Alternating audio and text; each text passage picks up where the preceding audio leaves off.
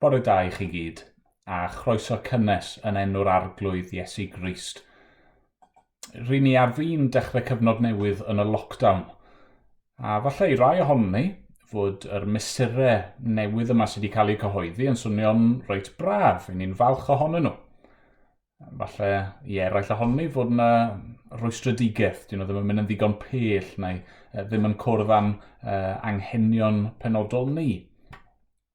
Ond mae'r apostol Paul yn dweud wrthyn ni ein bod ni ym mhob peth i roi diolch i Dduw. Beth bynnag yw ein sefyllfa, be bynnag rydyn ni'n ei wynebu, rydyn ni fod i ddiolch. Mae gennym ni reswm i ddiolch i'r arglwydd. Mae e wedi'n caru ni. Mae e wedi rhoi yr arglwydd Iesu yn aberth trosto ni. Mae e gyda ni. A felly, unwaith eto'r bore yma, gadewch i ni geisio ymdawelu o'i flaen ni ac diolch iddo fe a'i geisio fe gyda'n gilydd. Nawn ni weddio. Arglwydd i ni yn cyflwyno'n hunain i ti nawr ac i ni am ddiolch i ti. Mae gennym ni gymaint o resymau i ddiolch. Ni'n diolch am yr holl bethau da yna rwy ti'n ei roi i ni.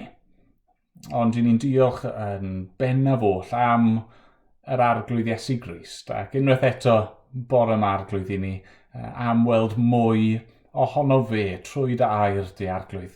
Wrth i ni nesau at y ti nawr mewn ffydd arglwydd. A wneud i ddod yn agos ato ni. Dad, clyw ein gweddi ni yn awr. A mae'n bod ni'n gofyn yn enw ac yn heiddiant yr arglwydd Iesu Grist. Amen. Amen. Wel, mae'n oedfa ni bore yma mynd i fod chydig bach yn wahanol i'r arfer. Mae Dad mewn moment yn mynd i esbonio chydig bach o'r emyn gyntaf fyddwn ni'n ei chanu, ac yna bydd y geiriau a'r gerddoriaeth ar y sgrin. Ac yna, ar ôl hynny, mae yna ambell i berson gwahanol yn mynd i fod yn cymryd rhan. Mae Angharad a Dewi rhai o'n aelodau ni yn yr Eglwys, yn mynd i ddarllen y gair a gweddio. Ac yna, i fi yn cael sil lle does dim rhaid i fi gwylio fy hunan yn pregethu, oherwydd mae ffrind da iawn i'r Eglwys, Aled Lewis, yn mynd i fod yn agor y gair i ni. Ac yna fyddwn ni'n canu unwaith eto i orffen. Wel, ni'n mynd i droi i edrych yn ei gilydd ar un o emynau mwyaf cyfarwydd y Gymraeg. Dyma gariad fel y moroedd. Yn wir, mae rhai wedi mynd mor bell a galw'r emyn yma yr emyn mwyaf yn y Gymraeg sydd yn dipyn o ddweud o feddwl am yr holl gyfoeth emynau sydd gyda ni. Ac fe ath yr emyn yma'n hynod boblogaidd adeg diwygiad 1104 a chael ei chyfieithu'r adeg neu mewn gwirionedd i sawl iaith hefyd yn ogystal â'r Gymraeg. Ond fe gyhoeddwyd yr emyn am y tro cyntaf rhyw hanner can mlynedd yn gynt yn 1847. A dyn o'r enw William Rees oedd yr awdur, neu o roi ei enw barddol mwy cyfarwydd i chi, Gwilym Hiraethog. Un o Lansanan oedd yn yr hen Sir Ddinbych, ac yn cael yr enw barddol Gwilym Hiraethog am iddo fe gael ei eni, wrth gwrs, yn Gyffiniau, mynydd Hiraethog. Ac fe ath yn bregethwr hynod boblogaidd a dylanwadol yn ei ddydd. Yn y diwedd yn mynd yn bregethwr ymhlith y Cymru yn Lerpwl, ac wrth gwrs ar hyd i yrfa yn denu miloedd o bobl i wrando arno fe. Ond roedd hefyd yn ffigwr amlwg yn y bywyd Cymraeg yn ehangach na hynny. Roedd yn fardd, roedd yn nofelydd poblogaidd, yn ddarlithydd poblogaidd, ac yn olygydd papur newydd dylanwadol iawn. Ac roedd hefyd yn un oedd yn ymgyrchu'n dair dros gyfiawnder cymdeithasol. Rwy'n yn meddwl yr enghraifft am ei waith diflino mewn gwirionedd yn ymgyrchu yn erbyn ceithwasiaeth yn America. Wel, am yr emyn yma, dyma gariad fel y moroedd, fel mae'r llinell gyntaf yn awgrymu emyn am gariad sy'n mawr i gariad ac i gariad Dduw yng Nghrist yn benodol. Ac mae'r llinellau cyntaf yna yn awgrymu maint aruthrol y cariad yma. Dyma gariad fel y moroedd, tosturiaethau fel y llu. A mae'r geiriau yna sy'n cyfleu dŵr yn awgrymu hefyd rhyw gryfder a rhyw fawredd di-derfyn i'r cariad yna mewn gwirionedd. Ond hefyd, mae'r ffaith bod y gair cariad yn cael ei priodi gyda tosturi neu tosturiaethau yn dweud rhywbeth hefyd wrthyn ni am gariad Duw, oherwydd mae'r cariad yna yn gariad grasol. Mae'n gariad tosturiol. Cariad sydd yn cael ei gyfeirio ar bobl sydd ddim yn haeddu y cariad yna. A dyna sy'n wir wrth gwrs amdano ni gyd wrth natur. A'r mynegiant eitha yna o gariad Duw wrth gwrs yw marwolaeth Crist droson ni ar y groes. A dyna sydd gyda ni yn y cwpled nesaf. Twysog bywyd pur yn marw, marw i brynu'n bywyd ni. Hynny yw, y dywysog pur yma yn marw droston ni, y rai brwnt, y rai euog.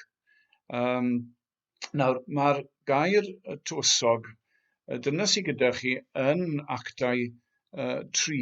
Mae Pedr fyna'n pregethu ac yn dweud wrth y bobl yn fyna, twysog y bywyd a laddasoch ar hwn y gododd Duw o feirw.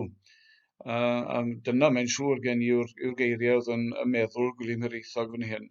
Nawr, yn y cyfieithiad newydd, nid tywysog bywyd sy'n yna, ond awdur bywyd. Ond wrth gwrs mae'r ddau yn dod i'r un peth yn y diwedd. Yr un sydd yn awdur yn greuwr bywyd yw'r un hefyd sydd yn reolwr bywyd. A mae'r gair awdur yna, awdur bywyd, yn atgoffa ni o rhywbeth tebyg sydd gan anghyffyrddus i beth sydd yn yr emyn yma mewn gwirionedd, lle mae'n sôn am roi awdur bywyd i farwolaeth a chraddu'r atgyfodiad mawr.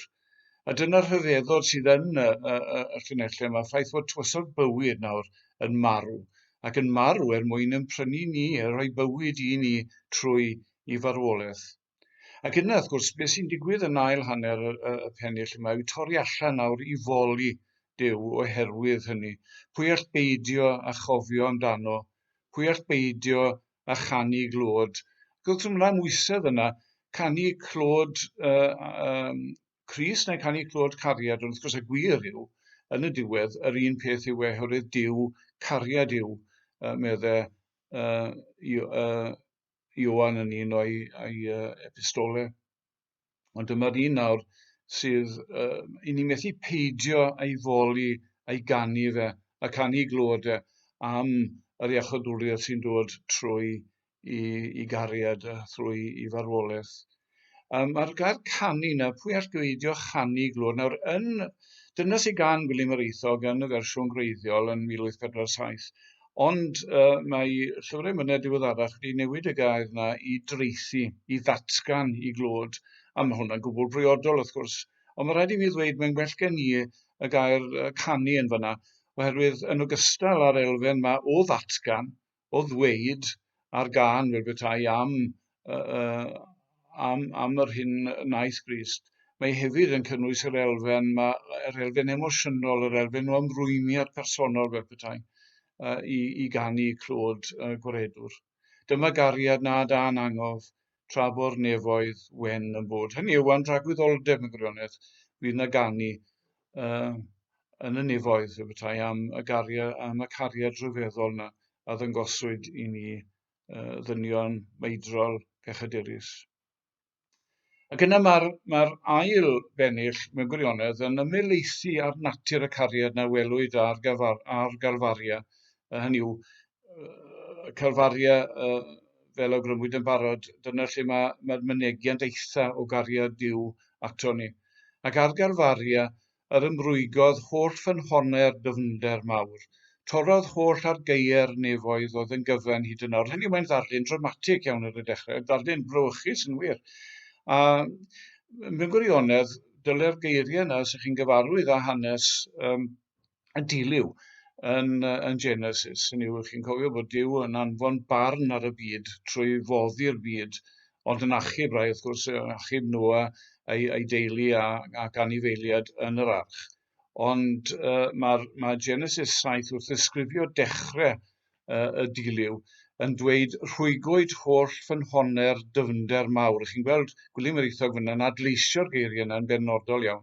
Rhwygwyd holl ffynhonnau'r dyfnder mawr a ffenestri'r nefoedd a gorwyd, meddwl Genesis 7.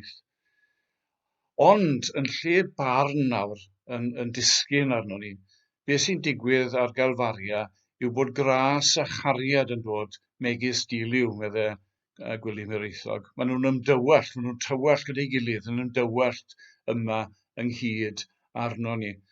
Ac eto chi'n cael y geiriau yna, gras a chariad yn cael i cysylltu â'i gilydd, ei bwysleisio natur y cariad yna. Mae'n cariad grasol, ystyr gras, wrth gwrs yw ffafr i rywun sy'n mynd heiddi ffafr. Ond nawr mae cariad a gras yn ymdywallt gyda'i gilydd ynghyd arno ni. A'r llinellau rhyfedd wedyn ar y diwedd, a chyfiawnder pur. Mae wedi sôn am y tywysog bywyd pur y marw. Nawr mae cyfiawnder pur, cyfiawnder Duw, Duw pur a sanctaidd yma, a heddwch yn cusanu euog fyd. Hynny yw priodas amhosib mewn gwirionedd heb Rees. Sut gallwch chi gael heddwch a bobl sydd yn torri cyfraith Duw, sydd yn anghyfiawn yn ei natur. Sut gallwch chi gael heddwch rhwngddyn nhw a chyfiawnder pur a pherffaith Duw? Wel, dim ond trwy farwolaeth Crist. A wrth gwrs mae'r geiriau yna, chyfiawnder pur a heddwch yn cusanu euog fyd, yn adleisio Salm 85, lle mae yna sôn yn fyna am trigaredd a gwirionedd yn ymgyfarfod a chyfiawnder a heddwch yn ymgusanu. Ac mae'r syniad yma o gyfiawnder a heddwch yn digwydd sawl gwaith yn y Beibl mewn gwirionedd. Mae Rufeiniad 5 yn sôn gan ein bod wedi'n cyfiawnhau trwy ffydd, a mae gennym heddwch tuag at Dduw trwy'n harglwyddes i Grist. Hynny yw, mae'r cyfiawnder yma yn dod i ni oherwydd yn ffydd ni yn yr hyn a wnaeth Grist. A mae Hebreaid hefyd yn sôn am y brenin Melchizedek, oedd wedi ymddangos yn yr Hen Testament i siarad ag Abraham. A mae Hebreaid yn dweud roedd hwn yn debyg i fab Duw, meddwl awdur at yr Hebreaid, yn offeiriad tragwyddol. A mae'n sôn am Melchizedek, meddwl yr un oedd yn frenin cyfiawnder ac yn frenin heddwch. A dyna wrth gwrs sydd yn wir am Grist, i fod yn dod ato ni fel brenin cyfiawnder, ond mae'n brenin heddwch a chariad hefyd. Wel, rhyfeddod yn wir.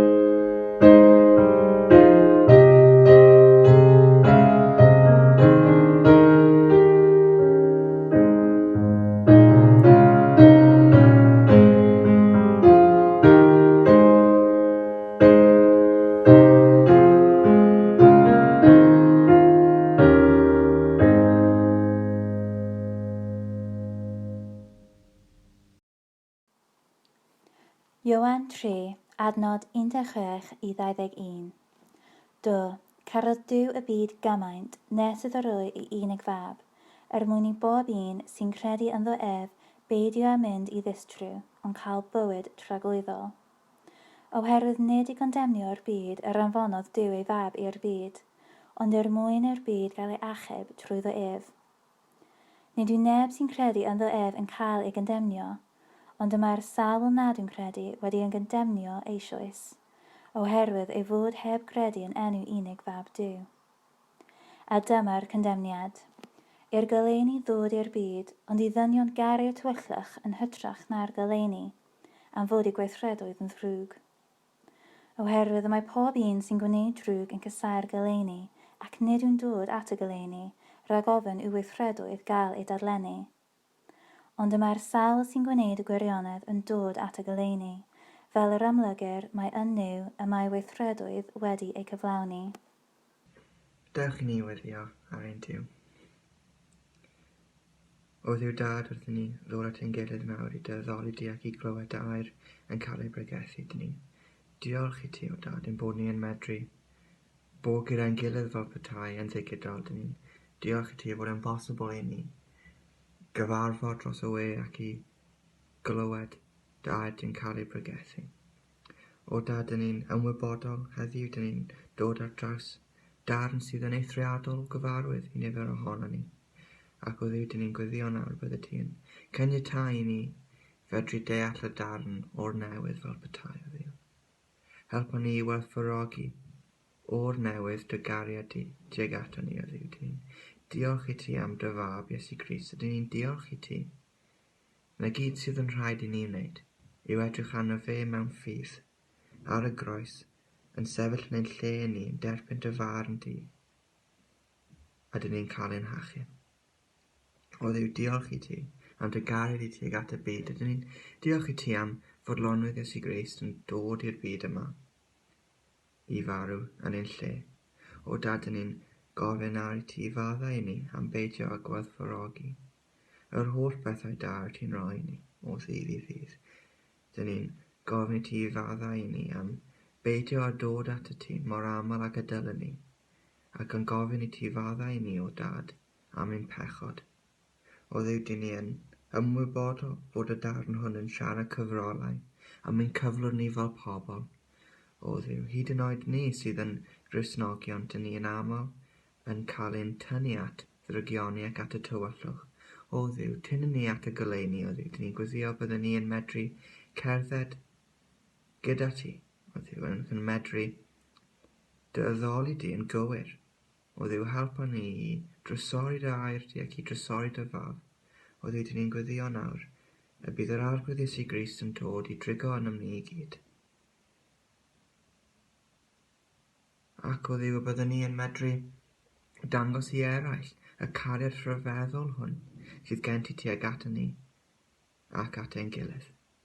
O Dduw, dyn ni'n gweddio bydde ti yn dod yn rymus i'n plîs ni nawr, os ni randio ar dad ti'n cael ei bregethu. Ni'n gweddio bydde ti'n parhau i fendithio ni fel eglwys ac eglwysi eraill o Dduw. Bydd gyda ni yn y cyfnod anodd hwn. Dyn ni'n gweddio yn arbennig wrth i ni baratoi am ryddhau ar y cyfyngiadau o Dduw. Dyn ni'n gweddio bydde ti yn sicrhau fod pobl yn ddiogel a bod pobl hefyd yn dilyn y rheolau. A dyn ni hefyd o Dduw yn ymwybodol o sefyllfa druenus sydd yn America. Dyn ni'n gweddio ar i ti fod yn bresennol yna o Dduw. Dyn ni'n gweddio ar i ti achub pobl o Dduw ac i ddangos i bobl i beidio a throi at bobl sydd yn ceisio'r tywyllwch, ond yn hytrach i droi at ti, yr arglwydd Dduw sydd yn anfon pobl, anfon ei fab i farw yn ein lle ni. Ac o Dduw, dyn ni'n diolch i ti am hynny. Ni'n diolch i ti am ein hachub ni, a ni'n gweddio bydde ti yn ychwanegu at y bobl di ar y ddaear, hyd yn oed mewn cyfnod fel hwn. Bydd gyda ni nawr, a fe'n dithyn wrth ni rando da i'r di. Amen. Wel, bore da i chi gyd, gobeithio bod pawb yn cadw yn iawn. Mae'n braf iawn cael cyfle i rannu o'r gair gyda chi bore yma, ond rhaid hefyd cyfaddau bydde llawer yn brafu eich gallu wneud yn gorfforol i gallu gweld eich gwynebau chi.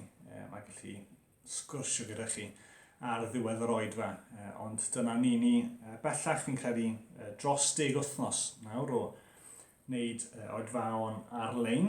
A fi'n siŵr bod ni'n hynod o ddiolchgar am y darpariaethau yma, am yr holl dechnoleg sydd ar gael ar ein cyfer ni, a'r ffordd mae Duw dal yn ein bendithio ni trwy'r cyfnod yma. Ond fi hefyd yn gobeithio bod chi ddim yn teimlo fel bod hwn rhyw fath o rwtîn newydd, bod chi'n dod i arfer gyda fe. Mae'n hytrach bod chi dydd ar ôl dydd, wythnos o wythnos yn gweld, bydde'n neis gallu bod gyda'n gilydd eto. Bydde'n hyfryd cael bod yn yr eglwys gyda'r saint yn gorfforol. Mae lot o sôn agos am falle beth bydd yn newid yn sgil y cyfnod yma. A fyddwn ni fel cymdeithas gyda agwedd newydd tuag at y waith. A fydd gyda ni agwedd newydd tuag at be ni'n neud gyda'n nosweithiau ni. Ydyn ni'n falle wedi bod yn rhy brysur, ydyn ni'n mynd i newid yn sgil y cyfnod yma.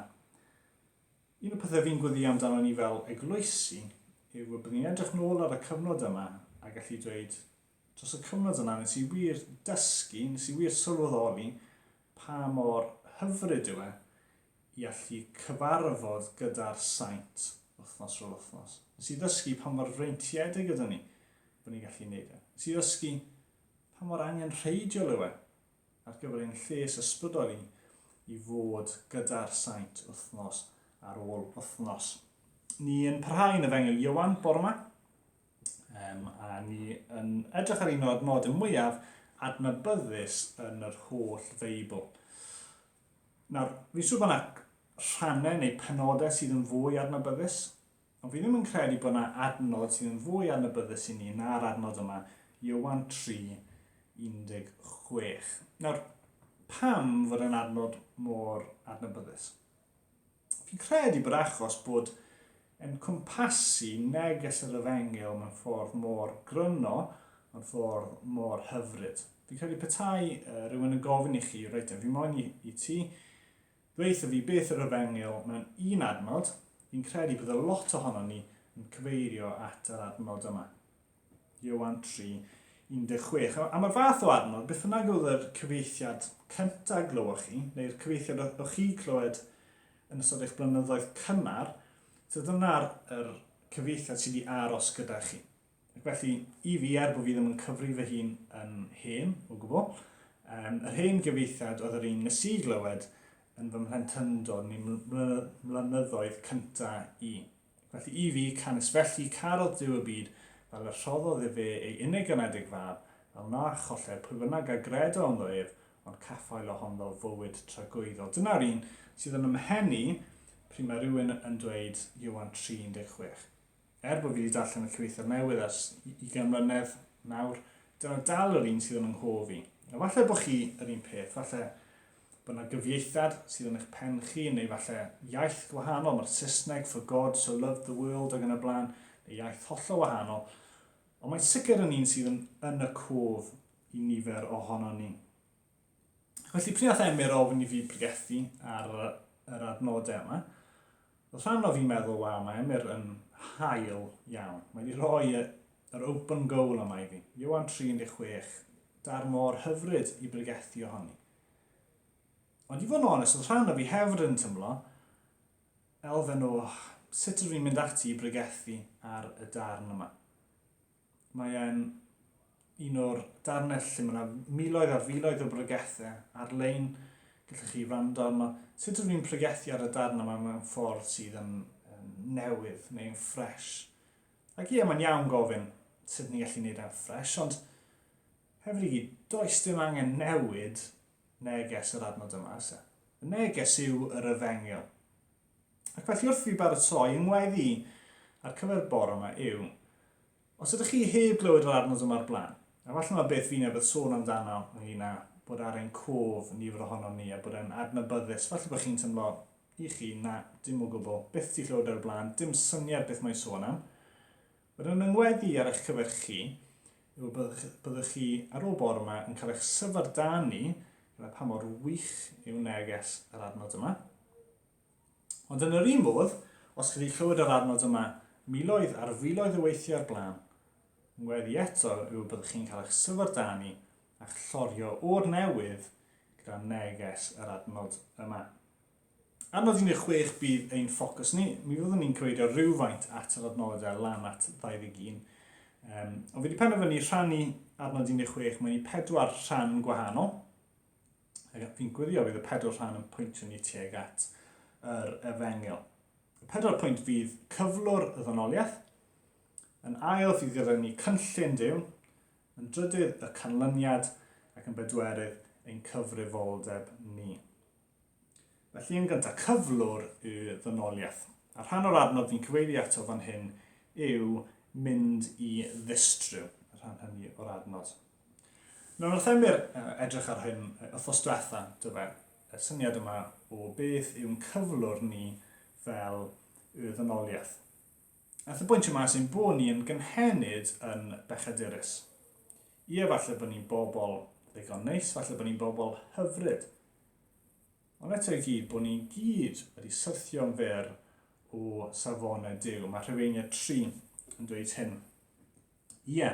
Pawb yn ddiwahaniaeth oherwydd maent oll wedi pechu ac yn amddifad o ogoniant Duw. Mae adnod 19 yn Ioan 3 yn dweud. A dyma'r condemniad i'r goleuni ddod i'r byd, ond i ddynion gari'r tywyllwch yn hytrach na'r goleuni, am fod ei gweithredoedd yn ddrwg. Dyna yw ein natur ni. Mae pob un ohono ni wedi syrthio'n fyr o safonau Duw. Ers Genesis 3, ers y cwymp, mae pob un person wedi cael ei geni gyda'r cyflwr yma sydd yn broblem. Y cyflwr yma o bechod. Felly fi ddim yn treulio gormod amser hynny achos nath emyr trin gyda y mater wythnos diwetha. Be mae'r adnod yma'n cyfeirio fwy ato yw beth sydd yn digwydd i ni yn sgil ein natur ni. Beth a fydd yn digwydd i ni yn sgil ein natur ni. A beth mae'n dweud yw ein bod ni yn gwynebu distryw. Dyma yw cyflwr y dynoliaeth, yw distryw. A beth mae distryw yn meddwl? Mae adnod 18 yn sôn ychydig bach yn fwy wrthyn ni. Mae eto yn sôn am, os nad ydych chi'n credu, dyma beth sy'n digwydd i chi. Nid yw neb sy'n credu yn ddwyf yn cael ei gondemnio, ond mae'r sawl nad yw'n credu wedi ei gondemnio eisoes, oherwydd ei fod heb gredu yn enw unig fab Duw. Hynny, mae'n cyfeirio at yr un gwirionedd o os nad ydych chi'n credu yn Iesu Grist, y goblygiadau yw eich fod chi'n cael eich condemnio. A dyna beth mae'r distryw yn cyfeirio ato yw rhyw fath o farnedigaeth a bydd yn dod ar pob un ohono ni os fyddwn ni'n gwynebu diwedd ein hoes ni heb yr arwydd Iesu Grist. Adnod 36 yn yr un benod yn dweud fel hyn. Pwy bynnag sy'n credu yn y mab, mae bywyd tragwyddol ganddo. Pwy bynnag sy'n annifydd i'r mab, ni wel fywyd, ond mae digofaint Duw yn aros arno. Dyna yw goblygiadau ein cyflwr ni fel y dynoliaeth. Distryw, condemnio, digofaint Duw. Dyna yw'r realiti pob un ohono ni bore yma, heb yr arglwydd Iesu Grist. Mae'n problem fawr gyda ni fel dynoliaeth. Bod ni'n gorfod gwynebu tragwyddoldeb o fod ar wahân o Dduw. O fod ar wahân o'i rasau, o'i gariadau, o'i drigareddau. Mae'n realiti sydd yn frawychus, ac mae'n realiti sydd yn ofnadwy.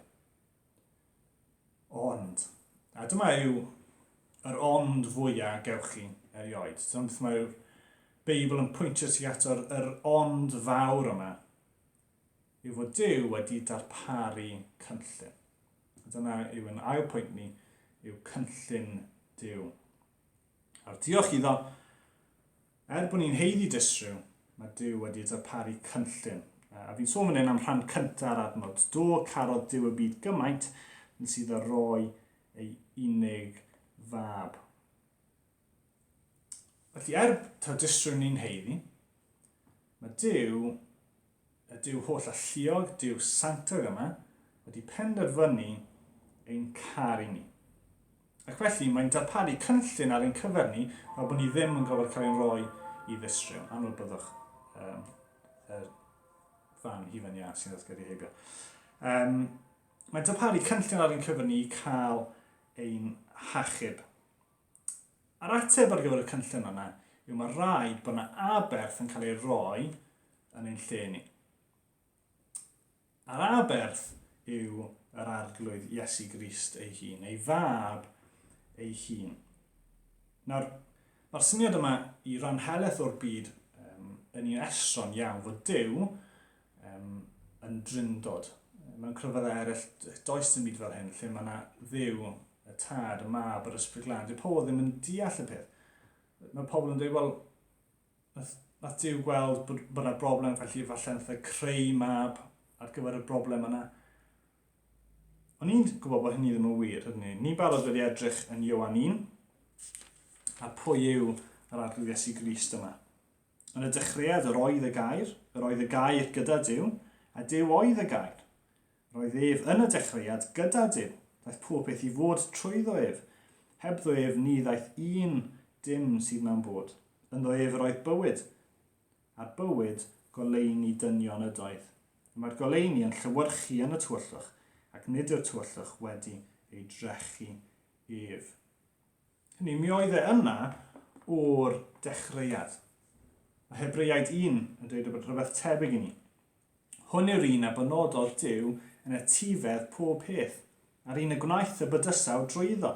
Ef yw disgleirdeb gogoniant Duw, ac mae stamp ei sylwedd ef arno, ac mae'n cynnal pob peth a'i air nerthol. Mae'r Crist wedi bod yma o dragwyddoldeb ac mi fydd e yma hyd y dragwyddoldeb. Doedd Crist ddim yn rhyw fath o backup plan i Dduw. Nath e ddim meddwl, wel, mae yna broblem gen i, felly na i creu Crist, Duw y mab, ac felly mi fydd gen i ateb ar gyfer y broblem yma sydd gen i. Na, mi oedd Crist yna o'r dechreuad yn adlewyrchiad perffaith o'i dad ei hun. Ac felly mi roedd Crist yn rhan o'r cynllun, ac mi oedd e am fod yn rhan o'r cynllun. Doedd e ddim yn rhyw fath o syniad oedd gan Duw y tad, a Duw y tad yn dweud, Marta, mae rhaid i ti wneud hwn. Crist, gwrando am fi, off y ti, does dim dewis gyda ti. A y cariad yma yn dod o'r efengyl, o ffaith bod Duw moyn bod mewn perthynas gyda ni. Mi oedd e yn gytun rhwng y tad, a'r mab, a'r ysbryd glân. Mae Ioan 18 adnod 11 yn dweud, pryd mae Iesu'n cyrraeddu Pedr, fe rhod y gleddyf yn ôl yn dywain, onid o'i fam yfed y cwpan mae'r tad wedi ei roi i mi. Mae Ffilipiad 2 adnod 6 yn dweud, ei fod ef ar ffurf Duw, ni chyfrifodd fod cydraddoldeb a Duw yn beth i'w gipio, ond fe'i gwacaodd ei hun gan gymryd ffurf ceithwas, a'i dyfod ar we ddynol. O'i gael ar ddylltun, fe'i darostyngodd ei hun, gan fod yn ifydd hyd ange ar groes. Hynny yw, fod Crist yn ymwybodol o'r hyn oedd o'i flaen yna. Bydd Crist moyn dod achos ei fod e'n caru ni. Mi oedd Duw y tad, a'r mab, a'r ysbryd glân yn gytun yn y cynllun yma sydd ar gael ar ein cyfer ni.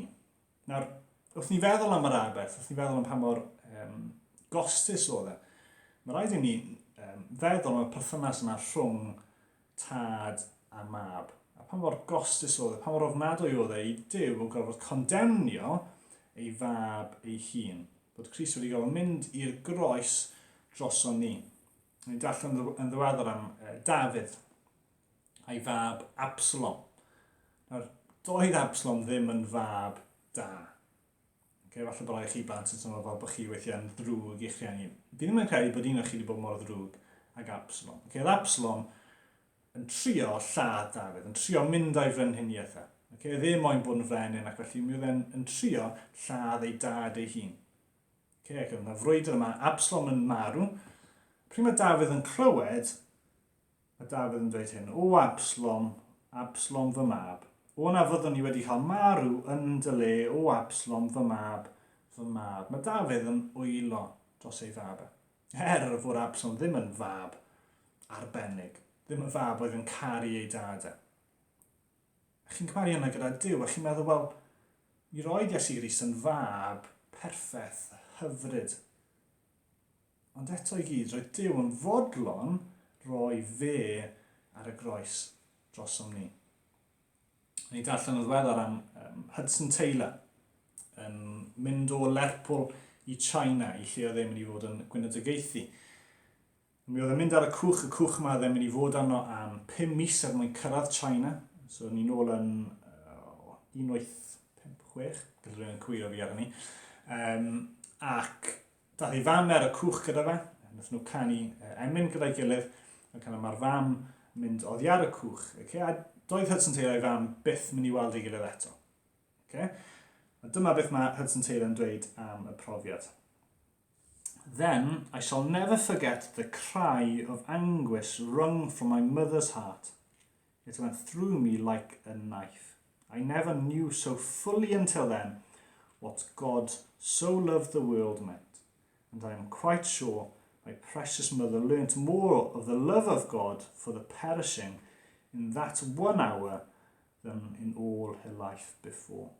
I never know so fully until then what God so loved the world meant.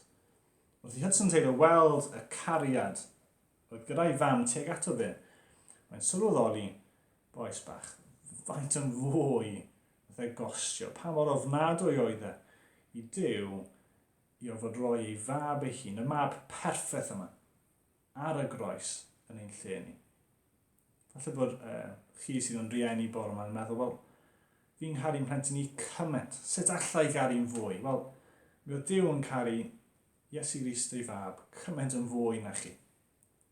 Ond eto, mi oedd yn fodlon ei roi ar ein cyfer ni. Felly, pan oedd Crist yn y gardd yn gofyn os oes unrhyw ffordd arall i wneud hwn, ond dywyllus ti, mae Duw dal yn dweud, na, sori. Pan oedd Crist ar y groes yn dweud, fynyw, paham rwyt wedi fy ngadael i, dal o'r ateb, oedd sori, mae rhaid i hyn ddigwydd. Pam? Dim achos diffyg cariad Duw y Tad sy at Crist y Mab, o gwrthwyneb, oherwydd faint o Duw yn ein caru ni. Oherwydd faint o Duw yn caru ei fab a'r mab y tad, nhw moyn i'r cynllun yma ddod at ei gilydd, i gyd fel bod nhw'n gallu ein ennill ni dros nhw eu hunain. Dyna oedd y cariad. Do, carodd Duw y byd gymaint fel y rhoddodd e fe ei unig fab. A mae'r adnodd yn dweud bod y cynllun yma ar gyfer y byd. Nawr mae rhai'n penderfynu ffocysu ar y gair byd o safbwynt swm meintiol y cariad. So bod ni'n edrych ar y ffaith bod yna 7 biliwn o bobl yn y byd ar y foment, a faint o bobl sydd wedi bod ers addag Efa lan at nawr, mae'n biliynau, bod Duw yn gallu caru'r holl bobl yna, o pob gwlad, o pob iaith, o pob math gwahanol, bod y swm yn gallu bod yn iawn ar gyfer yr holl bobl yna. A mae hynny'n iawn, hynny'n rhywbeth i ni feddwl, waw, pa mor anhygoel yw hynny. Ond fi'n credu bod e'n well ac yn fwy syfrdanol os ni'n edrych ar y byd mewn safbwynt o ansawdd cariad Duw. Hynny yw bod ni'n edrych ar y qualitative, dim y quantitative. Bod Duw yn edrych arno ni, y byd yn ein brynt ni, yn ein pechod, yn ein hunanoldeb, yn ein gwrthod ohono ef, a'i fod e eto yn penderfynu ein caru ni. Nawr gallwn ni fynd trwy rhestr o falle bechodau mawr y canrifoedd diwetha. Yr Holocaust neu unrhyw beth fel yna, dweud, wel, o Duw hyd yn oed yn fod o'n marw dros y pechodau hynny. Fi'n credu rhywbeth sy'n fwy pwerus, a falle nôl i beth oedd Emyn yn sôn am wythnos diwetha, mae'n cyflwr ni fel pobl yw beth am ni edrych yno ni ein hunain. A meddwl, bod fi'n gwybod o'r holl bechodau fi di wneud, falle sy'n syniad gyda'r rhai ohonoch chi. Ond fi'n gwybod, a mae Duw yn gwybod. Ond eto i gyd, mae wedi penderfynu fy ngharu i. Do carodd Duw aled lewis, fel y rhoddodd iddo unig fab. Mae wedi caru'r byd yn ei bechod, yn y tywyllwch, yn ein gwrthod ohono fe, ond eto gyd mae'n cynnig ei fab ei hun drost y byd. Felly ni yn ei natur, ni'n heiddi cosb, ni'n heiddi mynd i ddistryw, ond mae Duw yn darparu cynllun. Cynllun buddigoliaethus, ie? Ond mae'n cynllun sydd yn ddrud. Mae'n boenus, mae'n cynllun ofnadwy lle Duw y Tad a Duw y Mab yn cael ei gwahanu ar y groes. Lle Duw yn gofod troi i wyneb oddi wrth ei fab ei hun, achos bod ein pechod ni ar y mab ar y groes hynny. Y fath cynllun ar gyfer y byd, ar ein cyfer ni. Na drydydd felly, beth yw canlyniad yr efengil yma? A am hyn fi'n edrych ar adnodau, jyst ar ddiwedd yr adnod, ar y bit bywyd tragwyddo. Felly ni'n heiddi ddistryw, dyna yw'n cyflwr naturiol ni. Mae Duw wedi darparu cynllun, ond beth ydym ni'n cael ein achub iddo yn sgil hyn? Nawr, fi'n moyn i chi ddychmygu, fi'n gwybod bod y stori yma ddim yn berffaith o bell ffordd, ond falle bod e'n help ni fel, falle chi blant, falle bod e'n help. Fi'n moyn i chi ddychmygu dyn tlawd ofnadwy yn byw mewn fflat bach mewn ardal tlawd ofnadwy yn y wlad. A mae'r dyn yma mewn dyled o cannoedd o filoedd i dyn cyfoethog sy'n byw mewn plasti enfawr. Mae'r dyn yma wedi gwneud problemau mawr, mae mewn dyled, mae'n achos llys, mae nifer o bethau gwahanol mewn mlaen o'i fwrdd. Mae mewn mes go iawn. A fel arfer, os chi mewn dyled, beth sydd yn digwydd yw bydd y dyn cyfoethog yn anfon pobl draw i'r tŷ ac yn dweud, reit, erbyn mis nesa, mae eisiau bod ti'n talu hyn a hyn nôl i fi, erbyn mis nesa ar ôl hynny, mae eisiau ti'n talu hyn a hyn, a hyn a hyn a hyn a hyn. Os na rydych chi'n neud hynny, mi fyddai'n dechrau mynd a pethau sydd yn y tŷ, sydd yn werth arian, am byddai'n mynd â ffôn neu'r watch neu piano neu beth bynnag. Os ti ddim yn talu rhain yn ôl, wedyn falle i di'r carchar, neu dechrau preso charges yn erbyn ti. Hynny yw, dyna beth sydd fladd fel yn digwydd. Ond yn lle i wneud hyn, mae'r dyn cyfoethog yn dod at y tŷ un dydd ac yn dweud, bod ti mewn cannoedd o filoedd o dyled i fi, bod gyda ti dim byd i'w gynnig i fi, ti methu rili roi dim byd nôl i fi, bod ti'n heiddi, falle mynd i'r carchar, ti'n meddwl be, fi'n mynd i penderfynu canslo y ddyled yn llwyr. Fi'n mynd i cymryd y ddyled arno fi fy hun, does dim angen i ti boeni, mae gyd wedi mynd, paid y poen dan o fe, cer byw dy fywyd offa ti. Nawr, petai hynny yn y papur newyddion fori, a bod fi'n darllen fi'n gobeithio byddai'n meddwl, waw, mae hwnna'n wych. Faint o gariad mae dyn wedi ei arddangos tuag at y dyn tlawd. Faint o dosturi, faint o drigaredd mae'n ei arddangos. Mae'n wych. Ond eto i gyd, pryd ni'n dod at Dduw fan hyn, mae Duw yn cynnig cymaint yn fwy i ni na beth mae'r dyn yn y hanes y stori yna ni gynnig. Duw ddim yn dod at ni a dweud, reit, ti mewn dyled, ti mewn sefyllfa anodd, mae problem fawr gyda ti, gad fi jyst anghofio'r dyled a wedyn offa ti cael ei fyw dy fywyd. Pa mor wych bydda ni mewn rai ffyrdd, mae Duw yn cynnig cymaint yn fwy na hynny i ni. Mae'n cynnig i ni ganwaith, fwy na beth ni yn ei heiddi. Mae gariad mor hyfryd. Mae Duw yn dweud, fi'n cymryd y ddyled, ond hefyd, gyda llaw, fi nawr yn dad i ti. Waw. Gyda llaw, mae Iesu Grist nawr, mae hefyd yn frawd i ti. Gyda llaw, mae yr ysbryd glân, fi'n mynd i roi'r ysbryd glân yno ti. I dy helpu di ar draws dy fywyd, fi'n roi i ti. Gyda llaw, mi fydda ti rhyw ddydd gyda fi yn y nefoedd. Dwi ddim jyst am camlynedd, mae am dragwyddoldeb. Bydd dim crio, bydd dim poen. Gyda llaw, rhyw ddydd, mi fydda ti'n cael gweld Iesu Grist y Mab. Dwi ddim jyst yn dod ac yn dweud, reit, fi'n mynd i darig o'r hynna, off o ti, cer i fyw dy fywyd. Na, mae Duw yn ymroi ni, mae'n rhoi cyment a dyn ni ddim yn heiddio. Ond eto i gyd, mae ei gariad e'n gorlifo tuag atom ni.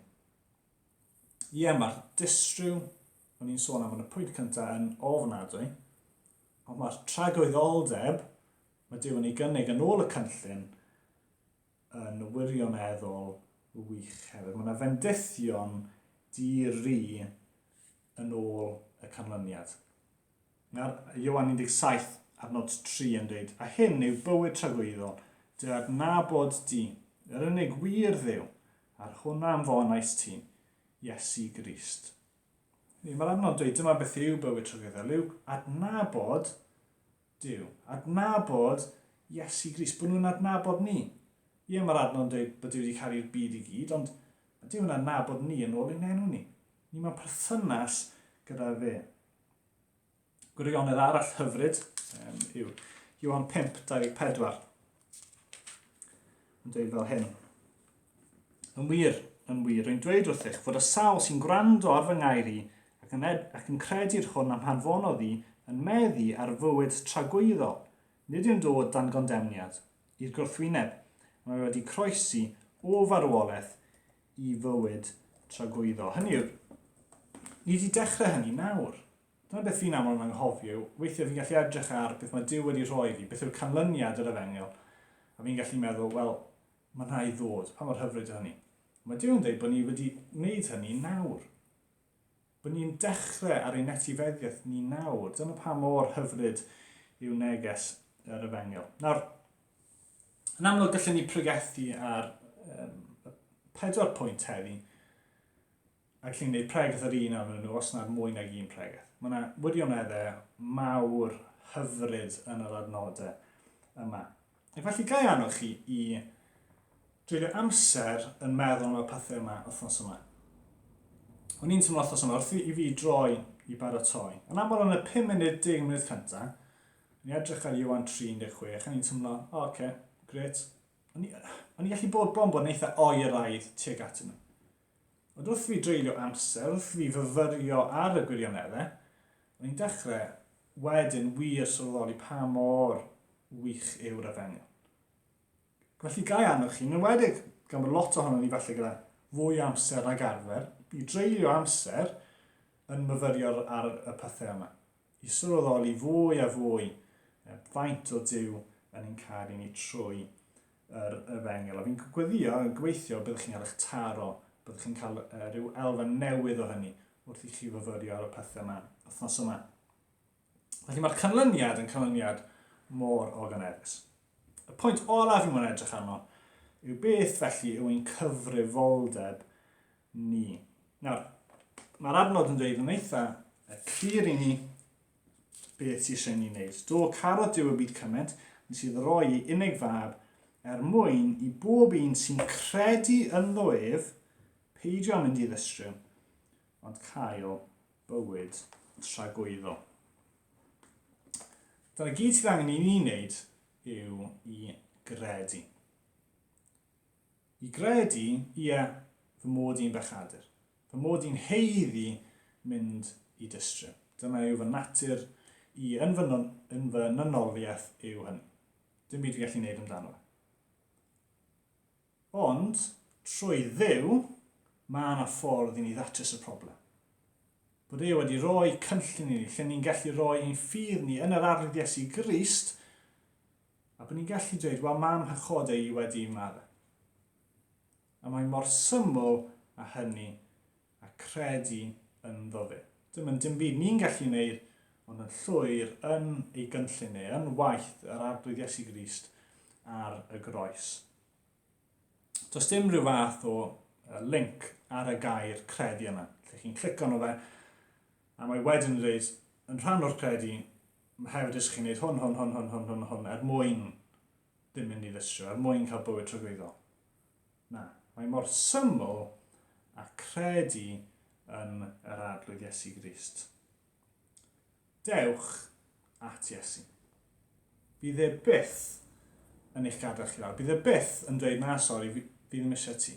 Mae adnod 17 yn adnod hyfryd. Oherwydd nid i gondemnio'r byd ar anfonodd Duw ei fab i'r byd. Ond er mwyn i'r byd gael ei achub trwyddo fe. Mae Duw y Tad a Iesu Grist a'r Ysbryd nhw wrth ei bodd yn achub. Dim pwynt Crist yn dod i'r byd oedd wedyn bod Duw yn gallu condemnio'r byd na. Ni'n heiddi'n condemnio ta beth. Ond trwy anfon yr arwydd Iesu Grist, mae nawr ffordd i ni ddim cael ei condemnio. Dyna oedd y holl pwynt. Mae Duw wrth ei fodd yn achub pobl. Yn dweud, ti'n meddwl be, mae dy bechod ydi wedi mynd. Mae nhw wedi cael ei roi ar y groes. Ti nawr yn blentyn i fi. Mae Duw wrth ei fodd yn gwneud hynny. Wythnos diwetha, welwn ni, Nicodemus, do fe, yn dod yn y tywyllwch, yn ei embarrass fel petai. Ond mae'n dod at Iesu Grist, mae'n dod at y goleuni. Os yn cofio eto nôl i Ioan 1, mae'n dweud, ynddo ef yr oedd bywyd, Iesu Grist, a bywyd goleuni dynion ydoedd. Mae'r goleuni yn llywyrchu yn y tywyllwch, ac nid yw'r tywyllwch wedi ei drechu ef. Iesu Grist yw y goleuni. Mae'r nodau 19 i 21 yn dweud hyn. A dyma'r condemniad. I'r goleuni ddod, Iesu Grist wedi dod i'r byd, ond i ddynion garu'r tywyllwch yn hytrach na'r goleuni, yn fod ei gweithredoedd yn ddrwg. Oherwydd mae pob un sy'n gwneud drwg yn cysau'r goleuni, ac nid yw'n dod at y goleuni rhag ofn i weithredoedd gael ei dadlenni. Ond mae'r sawl sy'n gwneud y gwirionedd yn dod at y goleuni. Fel yr amlygur mae yn niw y mae ei weithredoedd wedi ei cyflawni. Ydych chi'n mynd i ddod at y goleuni? Ga i ddweud mae'n wirion i aros yn y tywyllwch. Mae gyda ni y cynnig yma o'r arglwydd Iesu Grist, y goleuni. Dewch ato fe. Os nad ydych chi yn credu bore yma, fi yn gwyddio wrth i ni edrych ar y darn y bore yma bod chi wedi cael eich sylfydanu gyda pa mor wych yw'r efengyl sydd ar gael ar ein cyfer ni.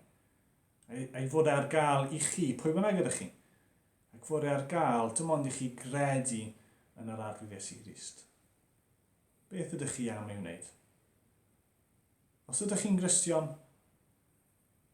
ymhyfrytwch yn yr efengyl yma.